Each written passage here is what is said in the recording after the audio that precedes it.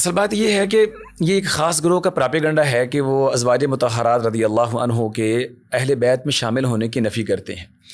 ویسے اہل بیت کا مصداق کون کون لوگ ہیں؟ اہل علم کے ہاں یہ اختلافی مسئلہ ضرور ہے کہ اہل بیت کا مصداق کون کون لوگ ہیں، ٹھیک ہے۔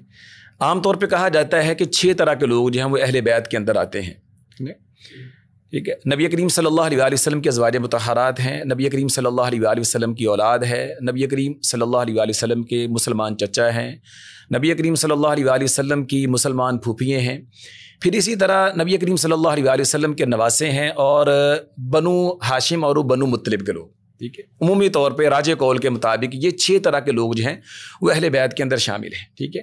لیکن قرآن مجید نے جن لوگوں کو بطور خاص اہل بیت کے لقب سے ملقب کیا ہے وہ آقا علیہ الصلوۃ والسلام کی ازواج مطہرات آپ کی بیوی ہیں، ٹھیک ہے۔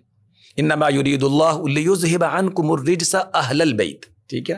آپ قرآن کا یہ مقام دیکھیں، اس سے پہلے کی آیات دیکھیں اور اس کی بعد کی آیات دیکھیں، ازواج مطہرات رضی اللہ عنہم کا ذکر خیر ہو رہا ہے، ٹھیک ہے۔ اور انہی کا تذکرہ کرتے ہوئے اللہ تعالیٰ نے پھر ان کو یہ اعزاز بخشا ہے کہ انما یرید اللہ لیذھب عنکم الرجس اہل البیت، ٹھیک ہے۔ صحابہ کرام رضی اللہ عنہم کا بھی یہ مجموعی عقیدہ تھا کہ ازواج مطہرات جو ہیں اہل بیت کے اندر شامل ہیں، ٹھیک۔ کسی ایک صحابی سے بھی اہل بیت کے اندر ازواج مطہرات کا شامل ہونا یعنی اس کا انکار ثابت نہیں ہے، ٹھیک ہے۔ بلکہ بعض شاید لوگوں کو شبہ ہوا، جس طرح حسین بن صبرہ صحیح مسلم کے راوی ہیں اور تابعی ہیں، انہوں نے حضرت زید بن ارقم رضی اللہ عنہ سے جب یہ پوچھا تھا کہ اہل بیت میں کون شامل ہے، کیا ازواج مطہرات اہل بیت میں شامل نہیں؟ تو حضرت زید بن ارقم نے کہا تھا کہ اہل بیت ازواج مطہرات اہل بیت میں شامل ہیں، ٹھیک۔ انہوں نے اس بات کی تصدیق کی ہے۔